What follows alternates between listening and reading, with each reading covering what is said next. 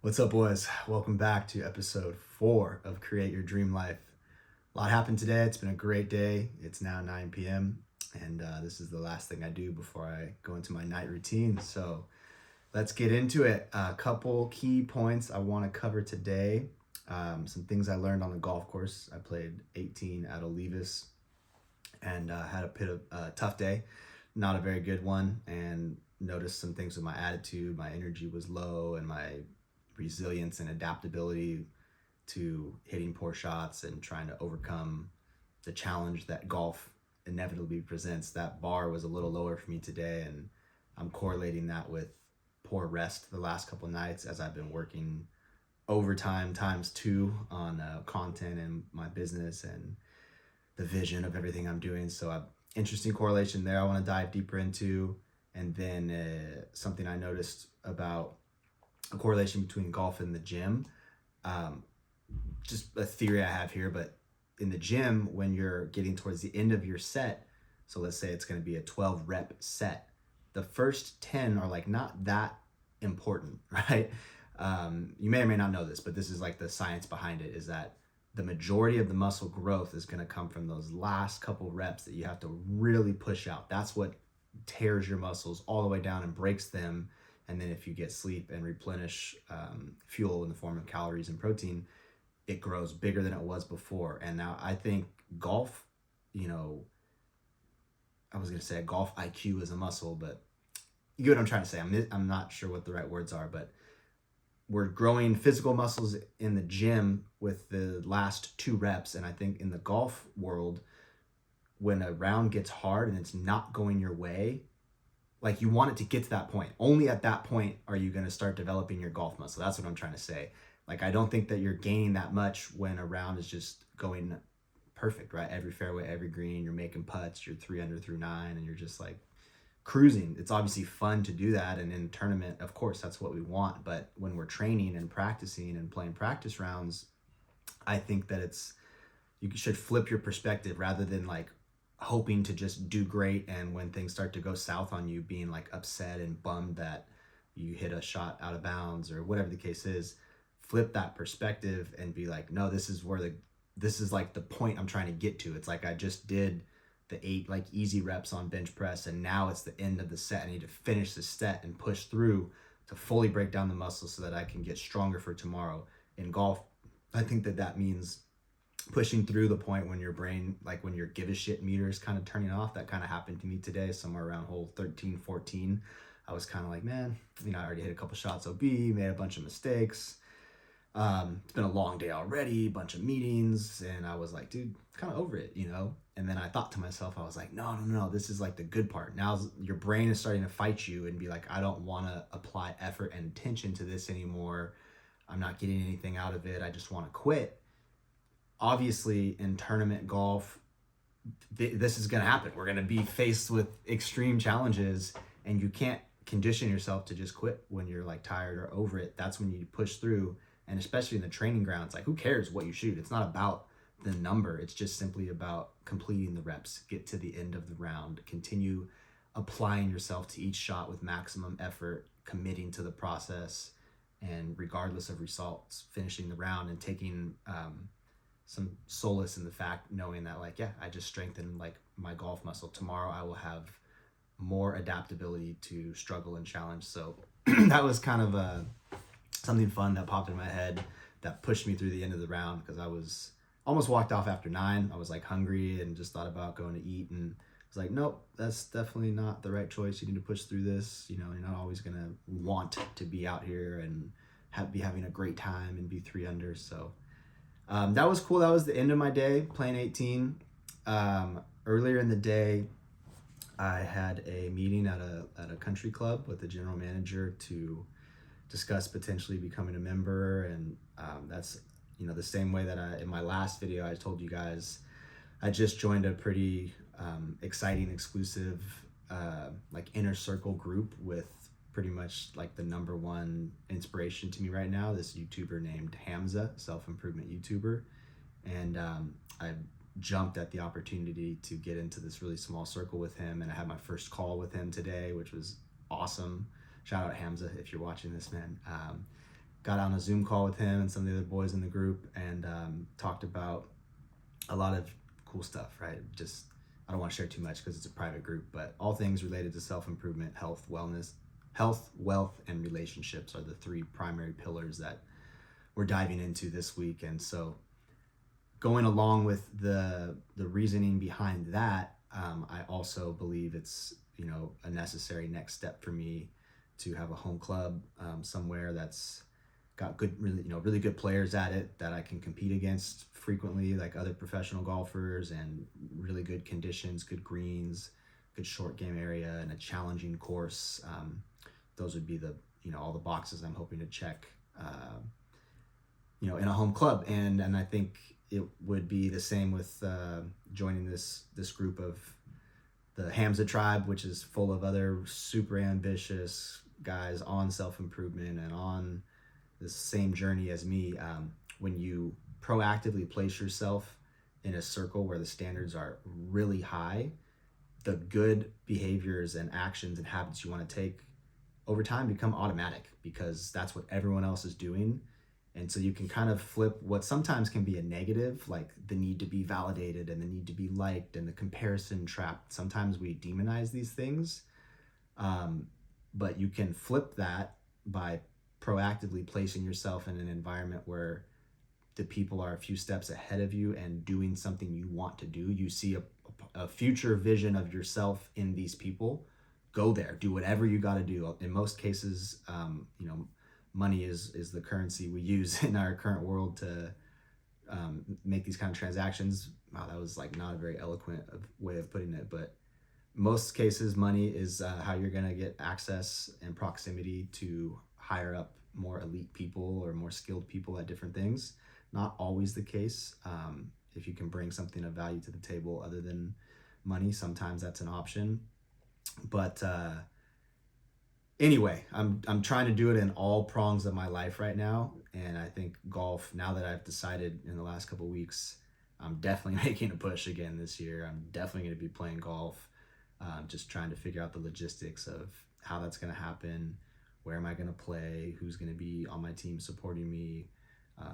What my relationship with coach is going to be, etc. What club am I going to play at? I'm trying to, plug all those pieces in, but I know from past experience that if I'm at a country club, for instance, where there's 7 other high-level pro golfers that I get to play with all the time, I'm going to be, you'll get kicked out of the group if you start slacking off and you're too lazy. Winners don't want to hang around losers. Winners want to hang around other winners that push them to be better.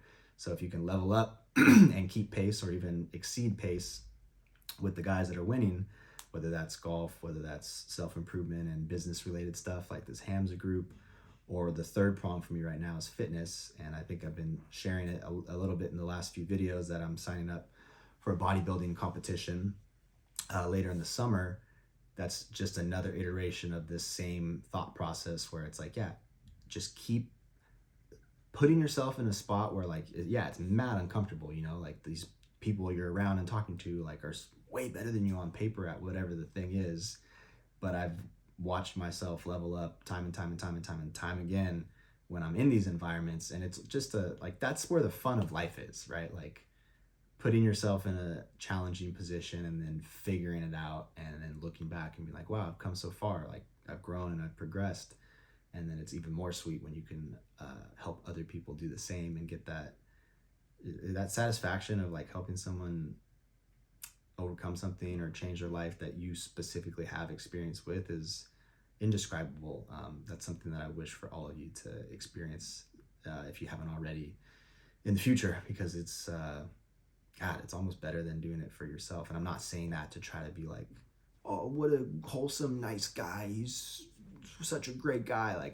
I'm not saying it to make you say that about me. It's just it's just a fact. I think anybody that has experienced what I'm talking about would probably agree. There's fucking nothing better than seeing somebody else's life change and knowing that you had some positive impact on it. But in order to be in a position to do that, your own house has to be in order first. So these are all the things I'm working on right now. It's going to be kind of redundant and repetitive in these videos that each day I'm focusing on those different prongs: golf, physical fitness, mental health, self-improvement related things, and my content. This whole Hamza thing is also related to learning more about YouTube and learning more about social media and effectively growing an audience and a tribe of people, not just to have the biggest number possible, but to have the deepest impact and deepest connection with those people. So each day, this is what I'm obsessed with right now. I am 100% like tapped into this. This is what my brain thinks about anytime I have a moment of silence anywhere. These are the little conversations that my brain is having with itself. It's like, man, what should I, how can I find where am I leaking oil in golf? Oh, well, probably being at a country club would help me level up. There would be more, for one, it's an investment, right? And that, all of these things, if you invest in them, that's one of the most basic ways to make yourself take things more seriously, because there's that perceived loss of money if you don't take the things seriously that you're, paying for. So anyway, I guess let me share. There was one thing I did want to talk about that we learned in the Adonis Academy from Hamza today.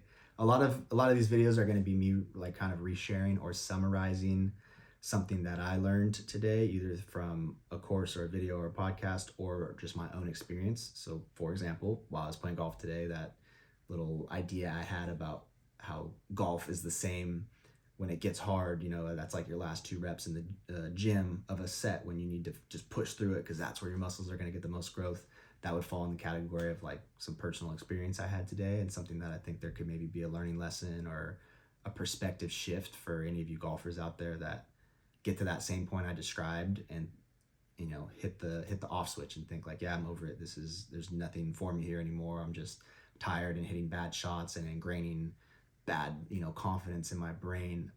Not necessarily true. I think there's a way to, I think you can find the positive in anything, and there's a silver lining to everything. So I'm a eternal optimist and a huge fan of always finding ways to spin things to be positive. But then also, I'm very lucky to be privy to some exciting information and some digital products right now, and things that I've worked hard to find and have invested heavily in to have access to both the Hamza and the Danco stuff.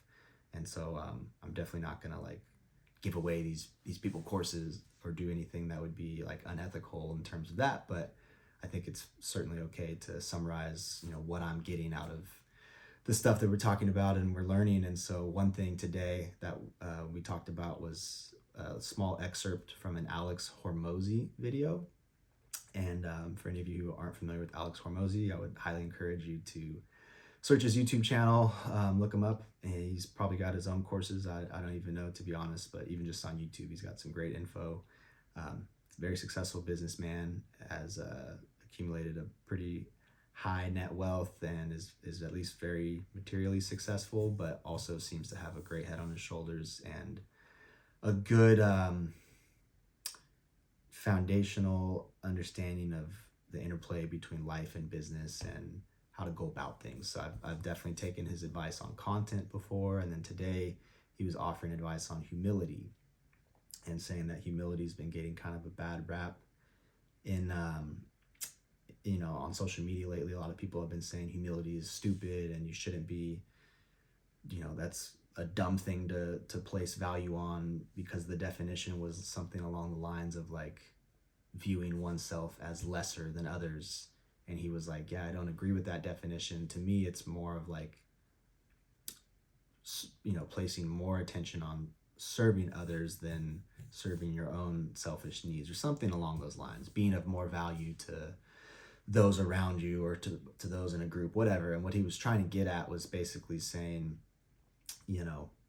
things change for you in life and business and relationships when you flip that perspective, instead of going into everything like this Hamza group or like a relationship, whether it's, with a woman, an intimate relationship or a friendship or a business partnership, going into these things thinking of like, what can I get, trying to extrapolate value right away, rather than thinking of like, what can I give? How can I be of service? How can I improve this person's life or business, or how can I add to this relationship in some meaningful way?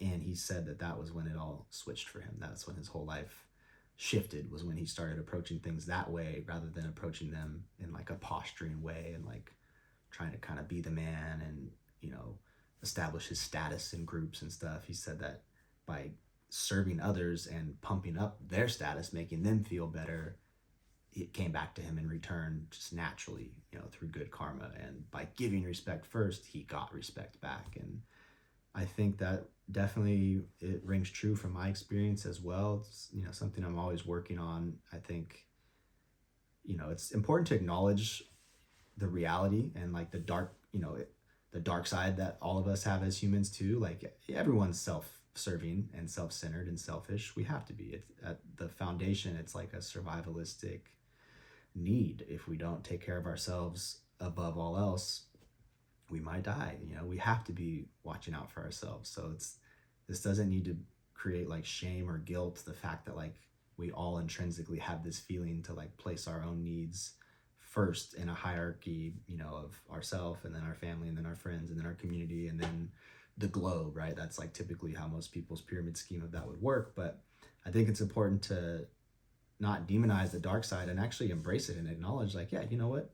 We all are selfish. We all are looking out for ourselves, whether we admit it or not, whether we paint a bunch of pretty words around it to try to make it seem like we're all about helping other people, or whether we just admit it. Most of us are more or less the same on a spectrum, and that's okay.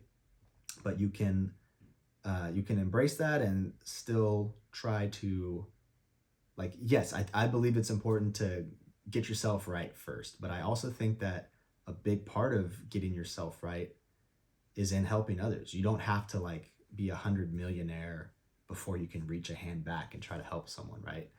I would argue that's the position I'm in right now. I am not well off by any means, and I am not,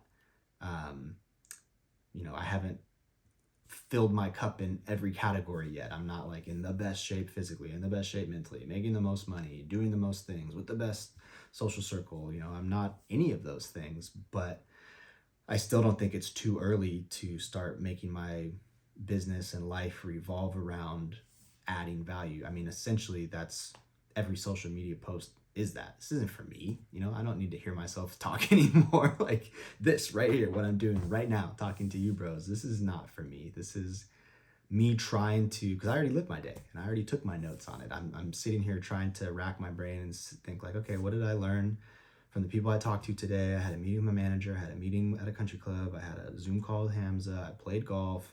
Okay, what were the commonalities or the themes that I picked up from those things? And then, you know, what did I read and listen to in podcasts and learn about there? And how can I piggyback off of yesterday's talk? I'm actively challenging myself to start regurgitating the learning lessons each day in my life as I'm pursuing creating my dream life, in the hopes that, you know, it, on the one hand, it layers in accountability for me to continue doing the habits that I'm talking about and trying to encourage you guys to do, all the different healthy habits and taking control and accountability for your life and thinking about the future and what you want and trying to work hard to create that reality. All these things, like it makes me more accountable to stay on track with doing the things that make me a good leader for others to follow and emulate my behavior if they desire a similar lifestyle and have similar goals. But on the other hand, I'm hoping that at some point, you know, it helps other people as well. I mean, I know it does. I know that there's individuals that send me messages and comments and nice things telling me that this video or that video resonated, but you know, it's a long play for me. This is not like make a couple of videos and go back to my life. This is like daily thing. I'm constantly thinking of how I can package up what I'm learning and the experiences I'm having into something digestible for other people. And I'm certainly not the best at it, but I'm trying, and I'm hoping to improve over time. And I'm appreciative for any of you guys that are devoting your precious time and energy to consuming any of the stuff that I put out. But so that little Alex Hormozy thing was interesting. I picked up a lot of value from that, just trying to focus more on humility and giving to others. You know, obviously you can't give anything you yourself don't have, but as long as you are somewhat in pursuit of the thing, like trying to get in better shape, starting to go to the gym and eat clean, or trying to start a business and you've, at least created the website and your first offering, whatever, as long as you're on the path, then I don't think it's too early to begin thinking about giving value to others and finding ways to at least help people get from beginner level to level 2 where you currently are. You can do that as you're going, and I think it actually speeds up your process on the path of where you're trying to go, because that's just my belief. So anyway, I am unsure if I should dive into another subject. If you guys see me look this way ever, I'm not like tweaking out that hard. This is my computer screen right here, and I've got some notes written on it.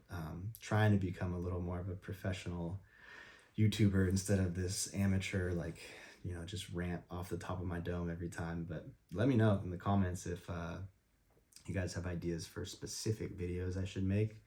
I guess I'll float one right now. I was thinking of making one tomorrow when I have a little bit more energy, because admittedly I'm wiped right now. I'm super tired. I'm probably going straight to bed after this. I don't think I got energy to do any stretching or reading or anything. But tomorrow morning I was thinking, and let me know if this is a good idea or not, making a video called like how to change your identity or how to upgrade your identity. And without giving away the whole entire video in 12 seconds here, because I'd like to elaborate on the points and make it more of a how-to step-by-step guide. But the premise would be like, you change your identity. It's action-based, right? Like, we judge ourselves the same way that we judge other people, and this is by the cumulative actions that they take. So if we watch somebody, for example, drink every day, a whole bottle a day, every single day, most people would call that person an alcoholic. We're identifying them as an alcoholic because of their actions, their repetitive actions. Someone that's a pro athlete, we watch them practice and train and play games every day. It could extrapolate that onto any career or identity in life. And so if we want to change that, it doesn't mean it's easy, but it is as simple as just changing your actions repetitively. So in most cases, like, let's say we want to change our identity to someone that is healthy and in shape, a fit person. I'm a fit guy, or I'm a fit gal. I'm a healthy person. If you're currently in a position where you don't go to the gym and you don't, have any healthy habits like meal prepping or juicing or drinking a gallon of water every day, or whatever the thing might be, we would need to change those habits.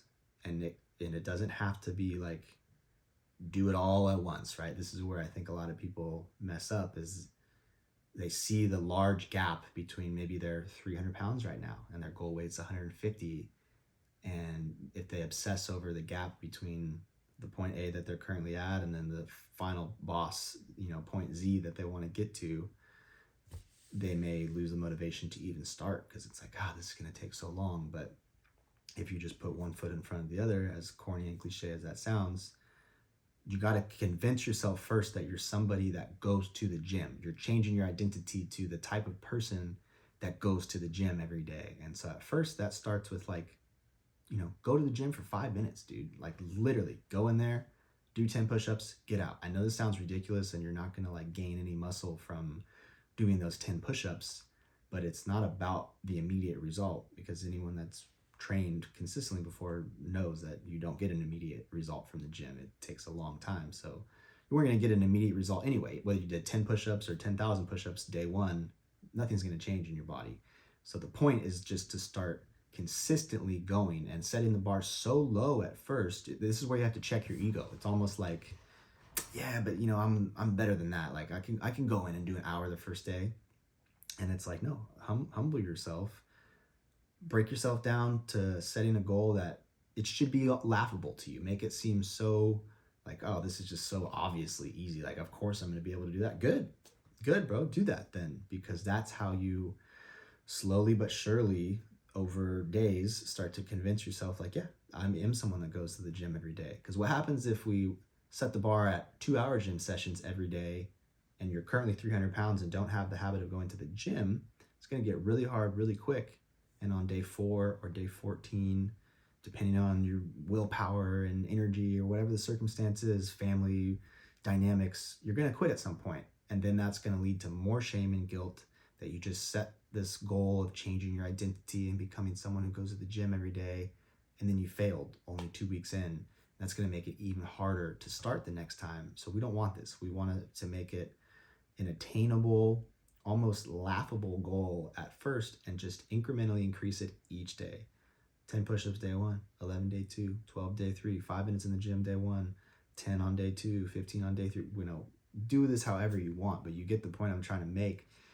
And that is foundationally how you change your identity. It's like each action you take, James Clear said this, the author of Atomic Habits, is a vote for the type of person you want to become. So in the current world, with all of the content out there, a lot of successful or famous people have shared quite a bit of their lives online. So it's not that hard to dissect anymore. Like, what are these people doing? Like, they're talking about it, they're writing books about it.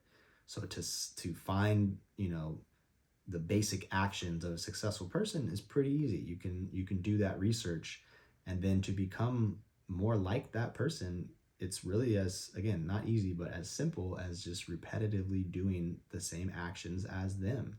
And at first it's like really not that important how long you do it or how good you are at the things. It's just convincing yourself mentally to start judge, because we judge ourselves the same way we judge other people, which is by our actions. So the same way that initial example of we judge an alcoholic because we saw him drink a bottle every day for 100 days in a row, we're judging ourselves the same way, whether we know it subconsciously or not. We're assessing our own actions each day and constantly either rewriting our story or continuing to strengthen that story that we tell ourselves about who we are. I'm the type of person that goes to the gym every day. I'm a healthy person, or I'm not a healthy person. I don't go to the gym. I don't do these things.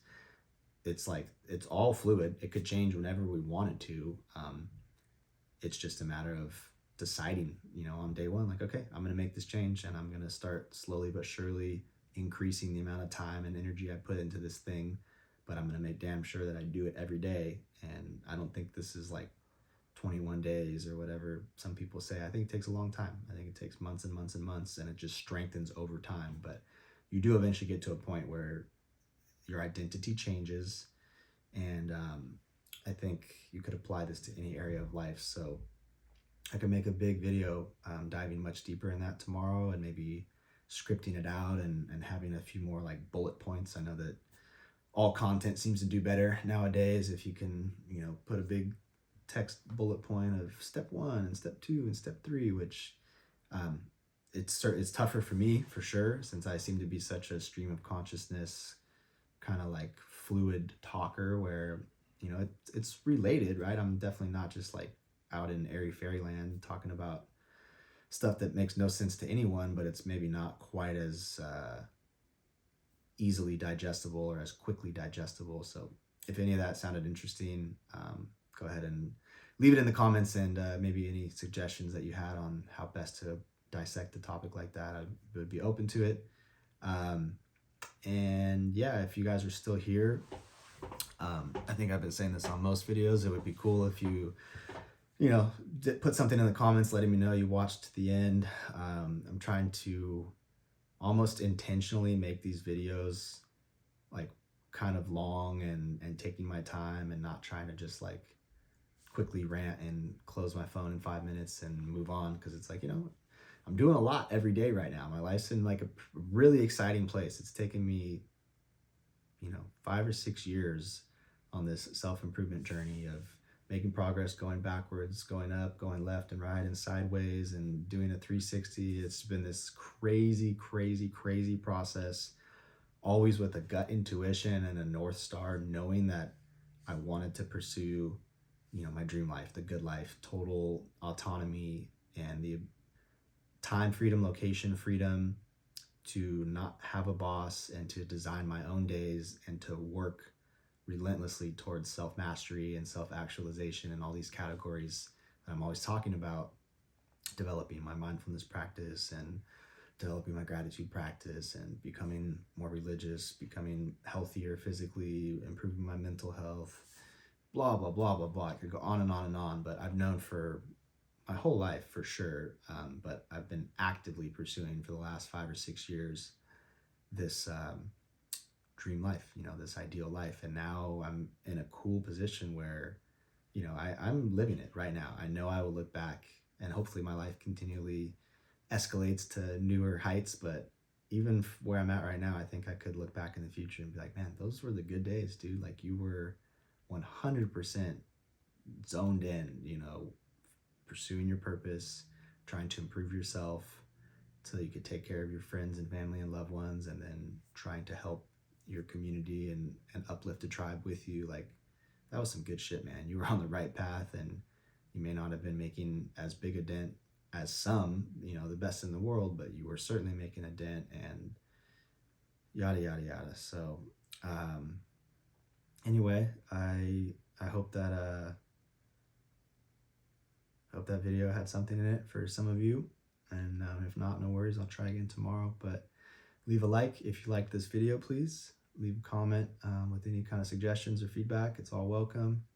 I will check them and reply to them all, and subscribe for tomorrow's video of this Create Your Dream Life series. Thanks for watching. Peace.